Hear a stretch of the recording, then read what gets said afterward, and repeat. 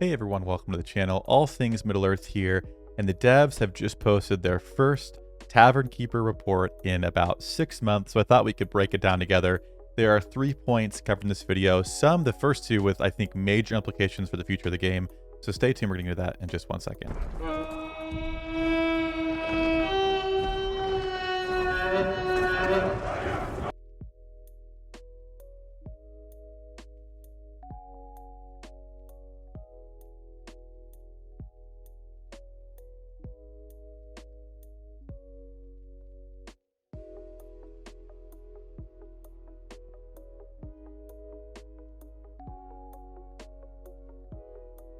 The big thing here is that there are going to be no more factions in the game. Now, before you freak out, any of these things we're going to talk about here, they've stated a few times that these are not happening right away. They plan to roll them out slowly, ideally testing them out in servers before they go global with it, and they'll adjust based on feedback and then move forward if they feel like it's going to be a good fit. But it's not happening right away, but they did say that factions are no longer going to be a thing, which is similar to the Kingdom campaign, the Rings of Power campaign we have right now in the game. As you can see, there are no factions in this campaign. You form kingdoms by taking certain capitals or certain keeps that are capitals to form a kingdom, and that's, you kind of operate out of a kingdom instead of a faction. So that's going to be something happening to the entire game in the, I don't know how long of the near future, hopefully, but in the future. In addition to not having factions anymore, you're going to also be able to choose your own settlement style. So when you go into a campaign, you can choose what settlement you want to start with, which is going to govern the tier 4 troops you have access to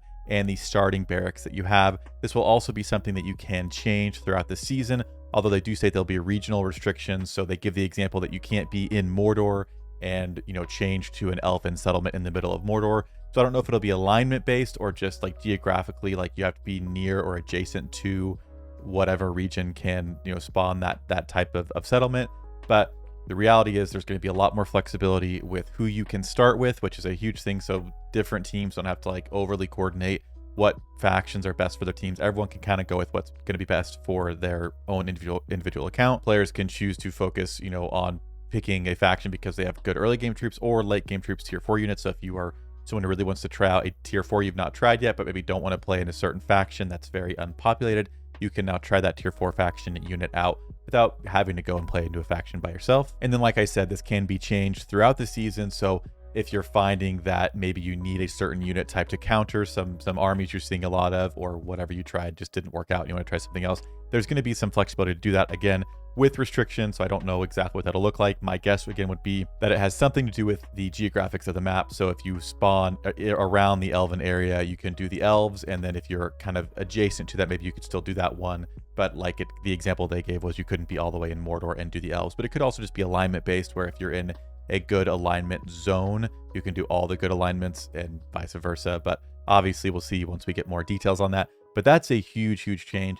Something we've talked about a lot on the channel. My favorite campaign is this one right here, the Rings of Power campaign, because it adds this additional flexibility to the game where you start, you're not so confined into individual factions, but you really get to build your own factions with different fellowships.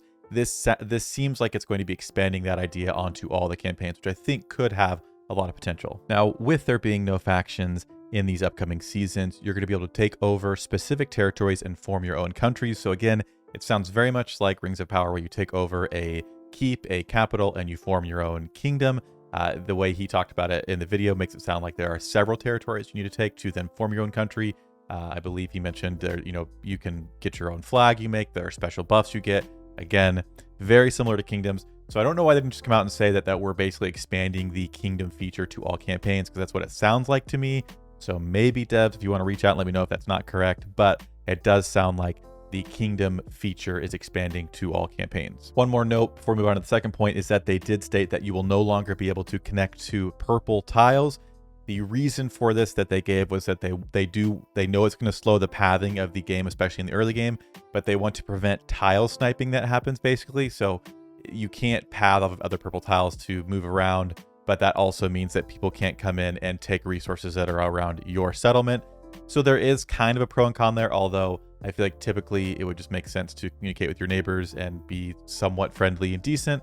But again, I think some people will like this, some people won't. So I'd be curious what you guys think. But overall, I feel like it's kind of 50-50 for me, where it's going to be annoying to path out more to get all your tiles, but around your starting settlement, you'll definitely have more of a resource-based setup. But it also depends on how much you're moving your city and how long you're there anyway. It may not matter if you have a huge resource-based setup right where you start. But again, we'll see what that looks like when we go into the new seasons. Now, major change number 2 has to do with the map specifically. And what they talked about is that the map is going to be split into different realms, several different realms that are separated by large structures. So I'm not as familiar. Well, maybe we'll have to get an expert on here at one point to talk through this with us. But to me, it sounds a lot like a Rise of Kingdoms type of game mode, where there are major structures or crossings that separate these different territories to keep things a little bit more gated off. They mentioned several times in the video, Jared does, that they're trying to prevent big groups from being able to go through and roll servers and finish them very quick. He actually, I think on 2 or 3 occasions, mentioned, and he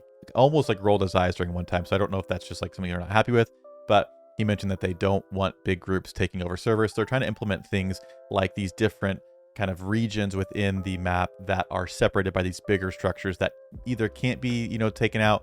Now, they don't mention a specific time restriction on when these things open up, which would be like a Rise of Kingdoms feature where these different passes open up to keep these areas separate so everyone can develop and be ready for that before large groups move in. But to me, I wouldn't reinvent the wheel here if I were them. They've already got the Kingdoms thing going, which I think is one of the most fan favorite campaigns. I would say to take what other things work in other games and implement them here and see if it's something we can work with in this style of game. But it does sound similar, or like at least kind of close to a Rise of Kingdoms, where there are different openings that are more difficult to get through, whether by time or just you need a lot of power to get through it. But we'll see, obviously, once it releases. The reason they gave for this change of splitting the map up into these realms is that they want better development for individual players and small fellowships. Again, this is where they reference big fellowships again. So they are, I don't know if they've gotten complaints about this, or if that's just what they're identifying as the issue with their dead servers. Like our server has been dead for several weeks, probably nearing a month. I'd have to go check through my last stream where we really had like active PvP. We're actually going into back end as of this video being filmed, which is just amazing timing. But our server has been dead for a long time. So I don't know if they're getting complaints or if it's just what they've identified, but they are separating the servers or the map into different realms specifically to help individual players and smaller groups, and just make sure fellowships are really fully developed before they're, just engaged really early and taken out, and then there are dead servers. Now we're going to continue here with this maintenance notice, because if I click OK, we'll just go back to the main menu, but there's not really anything we need from it right now. I'm just using it as a background to talk through the most recent video that they put out. So the realms they talk about are going to have 3 major functions. They talk about the spawn area, the resource heavy area, and the central core, which again makes me feel like kind of a Rise of Kingdoms, like a central core or a home kingdom, where it seems like things are more protected or more safe so that you can develop more and move out. They talk about how taking down these areas will be very difficult for attackers, so it's much more easy to defend. I don't know if this means there'll be buffs associated with defense on those sides, but they basically want to make it so that no teams can take over the entire map. With that, again, maybe eventually they could, but they don't want servers being ended before the 8-week mark, or at least close to that. So they're making it very difficult to move into these different realms and making them much more easy to defend for those that are in that realm. They also mentioned more rivers and crossings and mountains and things that separate stuff on the map. Again, just sounds like they're trying to use the terrain to kind of segregate different sections of the map. So you have to go in certain directions. You have to wait, at certain time periods before you can move forward, or at least be at a certain strength to take out these things. They talk about crossings being more difficult to take out. So to me, it seems like they're just doing everything they can to slow down the progression of larger or more developed groups, or just more powerful players, to allow others to develop more. Again, I feel like at a certain point, even if the underdeveloped or the free-to-play teams or the smaller groups, whatever it is, even if they feel like they're developed and ready, they're still not going to stack up to a very big group. So that's why I don't know if there'll be a time gate on when certain areas open. If that was the case, that would make a lot more sense to me, because then there is an actual protection in place, like a home kingdom where they absolutely cannot get in there. Your resources are safe. You can keep going.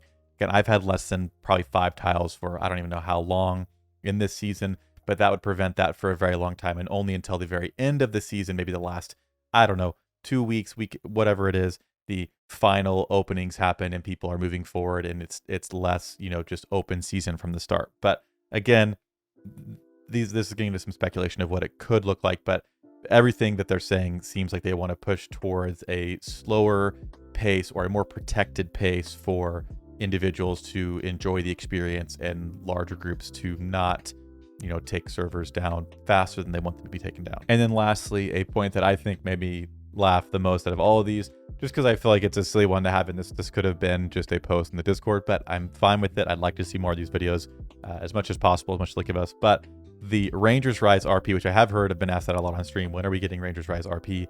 The reason they don't have Rangers Rise RP is they did release it in March and not enough people signed up for it. That's it. They didn't have enough people sign up. People aren't interested in playing Rangers Rise, at least not that many of them, especially in the RP side. He said maybe this is because of the difficulty and different mechanics in Rangers Rise, and people. I just don't think Rangers Rise is a fan favorite, and so I personally don't know why they keep pumping that campaign. I think it should just not be a thing. But again, I'm curious if you've played Rangers Rise, what you think. But almost every single person I've talked to that has played it did not enjoy their experience and kind of regret signing up for it in the first place. But there will be no Rangers Rise RP, at least for the time being. They're going to be tweaking the campaign to try and make it more appealing to people so they will play it and they can get enough people to launch into it, which if you release a campaign and people don't want to play it to where you can't launch campaigns for it and you have to tweak it, I just think that means you should get rid of it and focus on things that people like and improve those. So anyway, those are the 3 points that we got here from Jared. Again, I was very happy to see this. We haven't had one in 6 months. I would love one of these like monthly, if not more. They're not very long. The last one was 2.5 minutes. This one is 4.5 minutes. So it's not like these are huge novels going out. But if we got one every month, even with just a short update of what's going on, what they're working on, I think it would go a long way for the player base to feel communicated with. Because again, you go 6 months without seeing a face and having someone communicate with you, you start to feel like they're not communicating with us at all, which I'm definitely in that camp of like, what are you guys doing? What's going on? And again, I started looking at the comments of this video already. There were some comments about, okay, why are we getting this when we need like commander reworks? And there are other things we definitely need. So I think there's always that balance of frustration of, okay, we're getting these things that maybe aren't being asked for, but what about like the big topics that people keep posting about? And they reference the Discord and the official social media platforms a lot in this video of like, hey, if you have suggestions, make sure to do that. But people do that and that we don't get responses on those topics. So it's a little bit hard to watch and not be like, why are you telling us to use these platforms if we're not being listened to? But who knows? Maybe if we keep, telling what we want, it'll happen. But I do think overall, at least so far in conversation, this seems like a good change for the game. It seems like the direction it's going, at least to me, makes more sense with the kind of getting rid of factions, allowing players to play a little bit more of a customized experience where you go in, you can pick your starting troops, you can pick your tier 4 unit based on the settlement type you choose. There's some flexibility with that you can change during the season. And then just making the map a little bit different to where maybe it makes, so I mean, again, if there's a map that makes it so I'm not in a dead server for a month, that's a win because then I can play the game. Right now, I haven't played the game for a month because we've been in a dead server. So if they eliminate that as an issue, I'm willing to explore that with them, but I just hope that they execute it properly. And I hope they look at other games out there that are doing it well and take those examples and run with it instead of trying to make up their own stuff that just doesn't make sense. But that's just me. That's my thoughts. So let me know down below what you guys think. Again, this video is linked down below if you want to watch the whole thing. I'd love to hear your thoughts on it. And as always, I'll see you guys in a future video.